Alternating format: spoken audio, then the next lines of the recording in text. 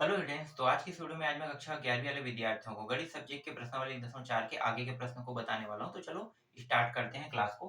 तो देखो प्रश्न क्रमांक 11। इससे पहले वाले वीडियो में मैंने 1 से लेके 10 तक के पूरा प्रश्न बता दिया है। तो आज की इस क्लास में प्रश्न क्रमांक 11 से देखेंगे। तो प्रश्न क्रमांक 11 है, यदि a बराबर x अनुपात x बराबर 3 का घात n, n बड़ा बराबर 6, n बिलोंग करता है किसके साथ? प्राकृतिक संख्या मतलब नंबर। ठीक है, मतलब प्राकृतिक नेचुरल नंबर के साथ। तो नेचुरल नंबर के बारे में पता है ना, नेचुरल नंबर क्या होता है? 1 2 3 4 इस तरीके से अनंत तक जाएगा। सभी के सभी मान प्लस में होते हैं। ठीक है, तो हमें n के जगह में ऐसा मान रखना है जो सभी के सभी प्लस में हो। और कहां तक रखना है? n से बड़ा और बराबर, मतलब n का मान 1 से लेके 6 तक रखेंगे, क्योंकि यहाँ पे बराबर का निशान भी है। ठीक है, इसे मैंने आपको इससे पिछले वाले वीडियो में बताया था। अगर ये निशान हटा देते हैं तो n का मान कोई भी कंडीशन में 6 नहीं ले सकते। क्यों? क्योंकि 6 से छोटा रखना है। इसका मतलब क्या है? n से बड़ा है 6, तो भाई 6 बड़ा हो रहा है किससे? n से। तो n का मान 5 तक रहेगा। लेकिन ये निशान आ जाने के बाद, ये क्या है? बराबर का निशान है। ये निशान आ जाने के बाद n जो है वो 6 के बराबर भी है कह रहा है, मतलब n का मान 6 भी रख सकते हैं। इसी तरीके से b का भी दिया हुआ है समुच्चय x अनुपात x बराबर n का घात 9 का घात n, सॉरी 9 का घात n, n बड़ा बराबर 4, फिर n बिलोंग करता है प्राकृतिक संख्या के साथ। ठीक है, तो सिद्ध क्या करना है? a यूनियन b हमें सिद्ध करना है। तो सबसे पहले इसे तो हमें थोड़ा सा हल कर लेना है। तो चलो हल कर लेते हैं। हल, अब देखो यहाँ पे x बराबर दिया, मतलब यही जो है यही हल होगा, है ना। तो x के मान को निकाल रहे हैं और n का मान देखो, n बड़ा बराबर 6, तो n का मान क्या रख सकते हैं? मैंने बताया ना, 1 से लेके अनंत तक के। लेकिन अनंत नहीं रखेंगे, यहाँ पे रोक दिया गया है कि हम n का मान 6 तक लेंगे। यहाँ पे भी रोक दिया है n का मान 4 तक के। तो जब a का मान निकालेंगे तो a बराबर यहाँ पे 3 है। 3 का घात पहले में क्या रखेंगे? 1।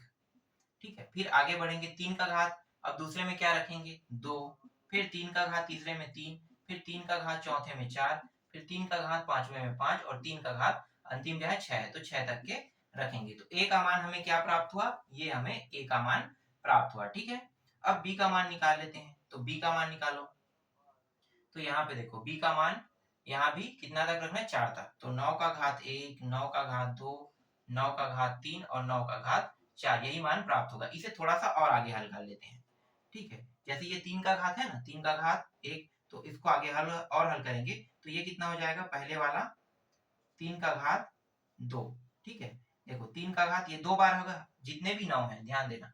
9 को अगर हम ऐसे लिखते हैं तो 3 गुणित 3 मतलब 3 का घात 2, ऐसा लिख सकते हैं ना। तो 3 का घात 2 हो गया। अब सब में 3 का घात 2 हो रहा है, तो 2 हो रहा है तो क्या होगा? गुणा हो जाएगा। तो 2, ये जो 2 घात है और ये 2 घात है, कितना हो गया? 4। तो 3 का घात 4, फिर यहाँ पे 3 घात और ये 2 घात, कितना हो जाएगा? 6 घात। 3 का 6 घात, फिर ये 4 घात और 2 घात, तो 3 का कितना हो गया? 8 घात। ठीक है, तो इस तरीके से ए बी को बना लेते हैं। तो देखो मैंने इसे सॉर्ट और नहीं किया। जैसे 3 का वर्ग कितना होता है? 9, फिर 3 का 3 घात कितना होता है? 27, 3 का घात 4 कितना है? 81। इस तरीके से भी करना चाहते हैं तो हम लोग कर सकते हैं। लेकिन यहाँ पे जब 3 के एक एक घात दिया है तो मैंने भी यहाँ पे इसे घातों में बांट दिया, 3 के घातों में। तो 9 को 3 के घातों में बांटना कोई बड़ा मुश्किल नहीं है, आसानी से बांटा जा सकता है। तो ए और बी का मान यहाँ पे आ गया। अब यूनियन निकालते हैं। तो यूनियन का मतलब क्या होता है? जो दोनों में मौजूद हो, है ना। जो दोनों में मौजूद हो, मतलब ग्रुप ए और ग्रुप बी दोनों में है। तो दोनों में है मतलब ऐसा नहीं, दोनों में मौजूद होते इंटरसेक्शन कहते हैं। यूनियन मतलब होता है दोनों में जो मौजूद है उसे एक बार लिखते हैं। तो देखो क्या क्या दोनों में शामिल है? दोनों में शामिल है ये, दोनों में है। फिर देखो दोनों में और क्या शामिल है? ये वाला भी दोनों में शामिल है ना, ये वाला मान भी दोनों में शामिल है और ये वाला दोनों में शामिल है। तो बस इसे एक बार लिखते हैं। तो ए यूनियन अगर बी बनाते हैं तो 3 का घात 1 तो लिखेंगे, 3 का घात 2 भी लिखेंगे, लेकिन एक बार। फिर 3 का घात 3, 3 का घात 4, 3 का घात 5, 3 का घात 6 और अंतिम क्या है? 3 का घात 8। 7 तो दिया ही नहीं है, 8 है ना। तो ये रहेगा। अब देखो दोनों को अगर मैच करते हैं तो दोनों में 3 का घात 2, 3 का घात 2 है। एक बार मैंने लिखा, यूनियन में एक बार लिखते हैं और दोनों के मानों को लिखते हैं। ठीक है, दोनों में जितने भी मान है पूरा लिखें 6 तक के। और इसके बाद यहाँ पे देखो 8 भी है तो 8 को भी उतार लिए। ठीक है, तो ये यूनियन होता है। अगर इसी प्रश्न में थोड़ा सा चेंज कर देते हैं, ठीक है, इंटरसेक्शन। अब क्या कर रहा है, ये जो यूनियन है, अब इसे दूसरा प्रश्न को बनाते हैं तो इंटरसेक्शन करने के लिए है। अब दोनों में शामिल है, उन्हीं मानों को लेना है। तो दोनों में क्या क्या शामिल है, जैसे कि ये दोनों दोनों में शामिल है, दोनों में शामिल है, देखो ये दोनों, फिर इसी तरीके से ये दोनों भी, है ना। तो दोनों में शामिल है, उसी बस को लेना है। तो ये जो पहला प्रश्न है ये तो बन गया आपका, ठीक है। दूसरा प्रश्न देख रहे हैं, तो दूसरा प्रश्न में आप चेंज क्या करेंगे, इंटरसेक्शन ए इंटरसेक्शन बी। तो ये हो गया 3 का 2 घात, 3 का 4 घात और 3 का 6 घात। बस यही क्या होगा, आपके दूसरे प्रश्न का उत्तर है। अब थोड़ा सा और चेंज कर देते हैं, a माइनस बी कर देते हैं, क्योंकि तीसरा प्रश्न क्या है, a माइनस बी कह रहा है। तो a माइनस बी करेंगे तो यहाँ पे क्या चेंजेस होगा, a माइनस बी। तो देखो आगे में कौन है, a है, तो b वाले जितने भी सेम टू सेम मान है उनको क्या करेंगे, घटाएंगे। तो b वाला कौन सा सेम टू सेम मान है, ये दोनों सेम टू सेम है, घट जाएगा। ये दोनों सेम टू सेम है और ये दोनों सेम टू सेम है, घट जाएगा। बाकी a में बच क्या रहा है, ये बच रहा है, ये बच रहा है और ये बच रहा है, बस यही बच रहा है। लेकिन b में जो बच रहा है उसको नहीं लिखेंगे, b में तो ये बच रहा है, लेकिन b के मान को नहीं लिखते हैं, सिर्फ a के मान को लिखते हैं। तो 3 का घात a, 3 का घात 3 और 3 का घात 5, ठीक है। जो आगे में रहता है ना, उन्हीं के बचे हुए मानों को लिखते हैं। तो देखो कटने के बाद 3 का घात 2, 3 का घात 4, 3 का घात 6, ये कट गया। कटने के बाद ये सब बचा है, 1 घात, 3 घात, 5 घात बचा है। और ये आगे में अगर मैं इसको पलट देता हूँ, समझो पलट देता हूँ, तो पलटने पर क्या हो जाएगा, चलो ये रहने दो, ये नीचे में बना लेते हैं, ठीक है। चौथा जो आपका प्रश्न है उसको देख लेते हैं, b माइनस ए। तो इसका उत्तर क्या आ जाएगा, तो अब देखो ये तीनों तो कर जाएगा, सेम टू सेम है, लेकिन पलटने पर b आगे में आ जाए। तो b का मान क्या है, 3 का घात 8, तो यहाँ पे 3 का घात 8 आ जाएगा। तो देखो इस तरीके से आपके तीसरा चौथा सभी प्रश्नों का उत्तर मैंने प्रश्न क्रमांक 11 में जितने भी प्रश्न थे सभी का उत्तर मैंने दे दिया, ठीक है। अब प्रश्न क्रमांक 12 देखते हैं, इसको मिटा देते हैं और मिटाने के बाद प्रश्न क्रमांक 11 को हल 12 को हल कर लेते हैं।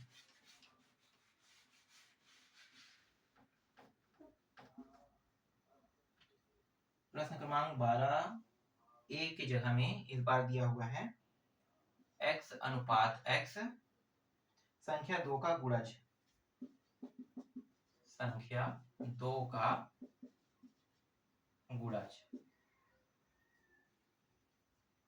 और x बिलोंग करता है नेचुरल नंबर के साथ। इसी तरीके से संख्या 5 का गुणज दिया हुआ है और ये भी x बिलोंग करता है नेचुरल नंबर के साथ। फिर c मान दिया हुआ है x अनुपात x संख्या 10 का गुणज, ये भी x बिलोंग करता है नेचुरल नंबर के साथ, है ना। तीनों में नेचुरल नंबर है। तो जो प्रश्न दिया जिसे हमें ज्ञात करना है, इनमें से जो पहला प्रश्न है वो है a इंटरसेक्शन b फिर यूनियन c, इस तरीके से दिया हुआ है, ठीक है। इसको हल करना है, तो चलो हल करते हैं। बहुत ही आसान प्रश्न है। सबसे पहले तो ये a b c के मानों को पहले निकाल लेते हैं। तो यहाँ पे मैं a के मान को पहले निकाल लेता हूँ। तो a बराबर क्या होगा, देखो x है और ये क्या कह रहे हैं, संख्या 2 का गुणा, मतलब जितने भी x के मान रहेंगे वो सब 2 का गुणा रहेगा, है ना। और 2 का गुणा यहाँ पे n है, नेचुरल नंबर, सभी के सभी प्लस में रहेगा, है ना। तो 2 से स्टार्ट करेंगे, 2 का पहाड़ा पढ़ते जाओ, 4 6 8 10, इस तरीके से इसे लगातार पढ़ते जाना है, ठीक है। तो ये अनंत तक के जाएगा। b का मान निकाल लेते हैं। अब ये कितने गुणा 5 का है, तो ये भी नेचुरल नंबर, मतलब 5 का पहाड़ा पढ़ते जाओ, 5 10 15, 15 के बाद 20 25, इस तरीके से। फिर c के मान 10 20 20 30 40, ठीक है। इस तरीके से अनंत तक की ये भी जाएगा। तो a b c के मान तो निकल गया ना। अब पहले प्रश्न को हल कर लेते हैं। तो देखो पहले प्रश्न में क्या, a इंटरसेक्शन b, ऐसे मान को लेना है जो दोनों में मौजूद हो, है ना। इंटरसेक्शन लग गया मतलब दोनों में मौजूद हो। तो चलो पहले यहाँ पे a इंटरसेक्शन b का मान निकालते हैं। तो पहले पूरा a और b को लिखना पड़ेगा, 2 4 6 8 10, 6 के बाद 8 मैं लिख पाया हूँ, ये हो गया 8 10, फिर 12 14 16 18 20, ठीक है। ये रहा 20, 20 तक के मैं यहाँ पे लिख रहा हूँ। अब यहाँ पे 5 का गुणा 5 10 15 20, इतना काफी है, ठीक है। इस तरीके से अब ये दोनों को क्या करना है, इंटरसेक्शन। यहाँ पे जगह नहीं था तो इंटरसेक्शन लगाने के बाद बाकी मान को नीचे में मैंने लिख दिया, ठीक है। तो ए इंटरसेक्शन बी। अब देखो दोनों में शामिल मान को, तो दोनों में शामिल मान कौन सा है, जैसे कि यहाँ पे देखते हैं तो ये 10 है, 10 यहाँ भी है, 20 है, 20 यहाँ पे है, इसी तरीके से 10 और 20, तो यहाँ पे आ रहा है 10, 20 और आगे अनंत तक के हैं, मतलब आगे और भी मान मिलेंगे हमें, जैसे कि 30 मिल रहा है तो यहाँ भी 30 हो जाएगा, है ना, तो 30 को भी ले सकते हो, इस तरीके से 40 को भी ले सकते हो, तो अनंत तक जा रहा है, मतलब आगे और भी मान है, तो आगे के मानों को मैं यहाँ पे उतारते जा रहा हूँ, तो 10, 20, 30, 40 जो है वो हमें प्राप्त हो गया ए इंटरसेक्शन बी का मान। ठीक है, ए इंटरसेक्शन बी का मान कितना प्राप्त हुआ, 10, 20, 30, 40। अब क्या करेंगे, यूनियन करेंगे सी के साथ, तो यहाँ पे देखो 10, 20, 30, 40 है ना, तो दोनों में शामिल है, अब सेम टू सेम मान आ गया है, मतलब ये जो है ये क्या निकल गया, सी निकल गया। अब सी की तुलना सी से करेंगे तो सी तो सेम सेम है, तो सेम सेम है तो पूरा मान क्या आएगा, सेम टू सेम यही आएगा, तो यहाँ पे A intersection B union C, दोनों मानों को लिख देंगे, 10, 20, ठीक है, बस इतना ही लिखते हैं, डॉट डॉट डॉट करके, फिर यूनियन, क्योंकि ये इसका मान है ना, फिर 10, 20, अब सी के मान को उतार रहे हैं, इतना काफी है, और लिखने की जरूरत नहीं, हमें पता है कि ये जो डॉट डॉट कर रहे हैं ये अनंत तक के जाने की बात कर रहा है, देखो दोनों में है, और यूनियन का मतलब क्या होता है, इस ग्रुप में जो मान है इस ग्रुप में भी दिया हो सेम टू सेम, तो उसे एक बार लिखते हैं, मतलब जो उत्तर रहेगा वो 10, 20, 30 डॉट डॉट डॉट, यही क्या होगा, आपके पहले प्रश्न का उत्तर रहेगा। समझ में आ गया, पहले प्रश्न का उत्तर इस तरीके से निकल आया। ठीक है, अब अगला देखो, पहला के बाद दूसरा प्रश्न, दूसरा प्रश्न में यहाँ पे बस बदलाव करेंगे,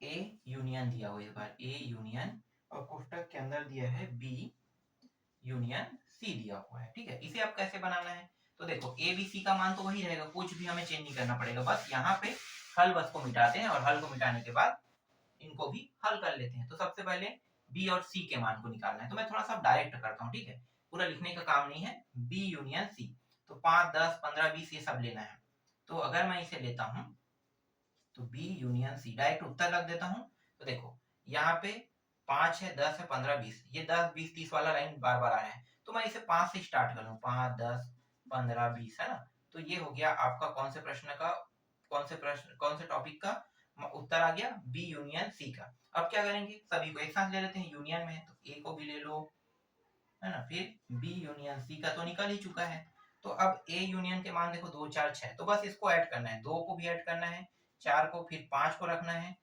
फिर 6 को रखोगे, 6 के बाद 8 के बाद 10 को रखोगे, है ना, ये टॉपिक को ऐड करते जाना है, तो ये इस तरीके से ऐड होते गए।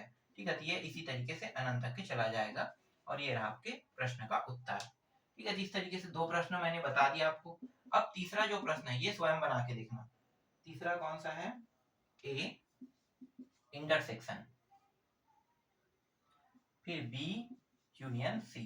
ठीक है, इस प्रश्न को बना के देखना, जैसे मैंने बनाया अगर वैसे बनाओगे तो आसानी से ये प्रश्न भी बन जाएगा। पहले क्या करना है, कोष्टक के अंदर वाला बी यूनियन सी का मान निकालना है, फिर ए के साथ इंटरसेक्शन कर देना है ना, तो देख सकते हो यहाँ पे यूनियन में पहले ही निकला हुआ है, इंटरसेक्शन करना है तो ये जो चिन्ह है बस बस को बदल दो, बदलोगे तो जो सेम टू सेम मान है उसको छोड़ देना, उसको ले लेना है सेम टू सेम वाले को, जैसे यहाँ पे यूनियन के तो सबको ऐड कर रहे थे, अब जो दोनों में है, ठीक है, दोनों में है, ये इसमें है और इसमें है, तो इन दोनों में जो दिखाई देगा उसी बस को आपको लेना है। अब 13वां प्रश्न, 13वां प्रश्न, चलो 13वां को हल करते हैं, और ये जो प्रश्नावली है 1.4 इसका अंतिम प्रश्न है, ये 13वां प्रश्न, तो यदि पूरा मिटाना पड़ेगा मुझे,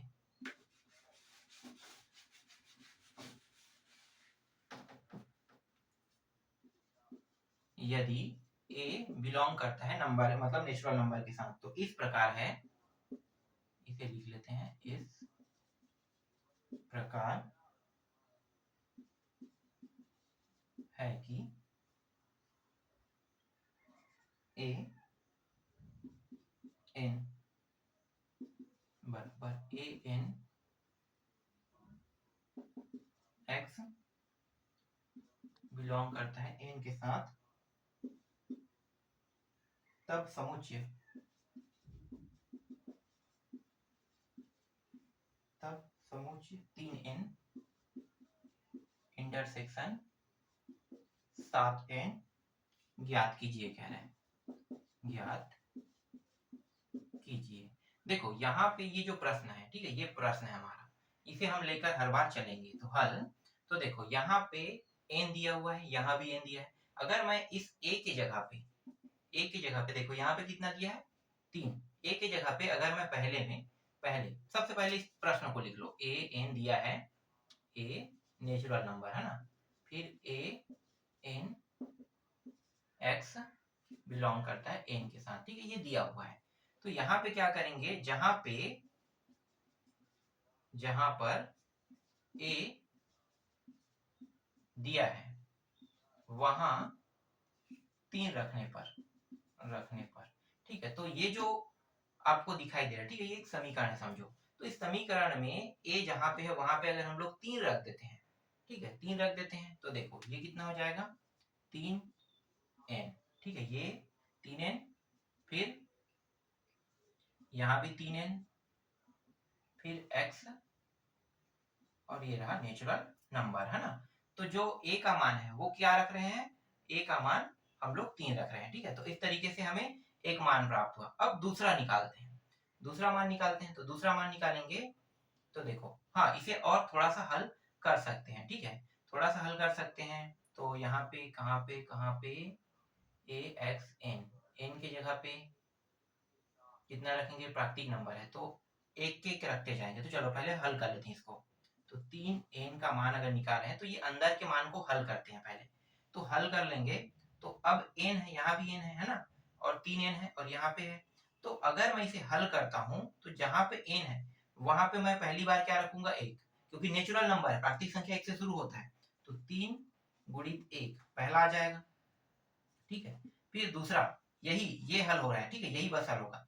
फिर 3 गुणित दूसरा बार क्या होगा, 2 रखेंगे, फिर 3 गुणित 3 रखेंगे, ठीक है। इसी तरीके से ये 3 गुणित 4 ये चलता रहेगा अनंत तक के। तो इसका उत्तर आ रहा है 3, फिर 3 दूनी 6, फिर 3 तिया 9, 3 चौक 12, इस तरीके से ये अनंत तक जाएगा। किसका मान आ गया, 3n का, ठीक है।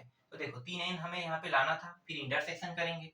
इसी तरीके से अब क्या करेंगे, वापस ये जो a है इसके जगह पे इस बार दूसरा, यहाँ पे फिर से लिखेंगे वापस, यहाँ पे लिख दो वापस a दिया है, वापस a दिया है वहां 7 रखने पर कहाँ पे 7 रखेंगे, इस समीकरण में, है ना। तो इसमें 7 रख देते हैं, तो 7n, ठीक है, 7n। तो ये रहा 7n, x नंबर मतलब नेचुरल नंबर के साथ बिलोंग करता है। तो ये 7n का मान निकाल लेते हैं। तो 7 के साथ 1 का गुणा मतलब 7 एकम 7 होगा ना, तो डायरेक्ट लिख देता हूँ। जैसे यहाँ पे आया ना, यहाँ पे मैंने गुणा किया है, तो डायरेक्ट जैसे ये मान आएगा 7 का गुणा वही लिख दिया, 7 दूनी 14, 7 तिया 21, 7 चौक 28, ठीक है, इस तरीके से अनंत तक जाएगा। तो देखो 3n और 7n यहाँ पे आ गया, 3n और 7n दोनों प्राप्त हो गया हमें। तो 3n और 7n को अब हल करते हैं। तो यहाँ पे मैं बगल में कर देता हूँ 3n इंटरसेक्शन 7n, ठीक है, 3n इंटरसेक्शन 7n।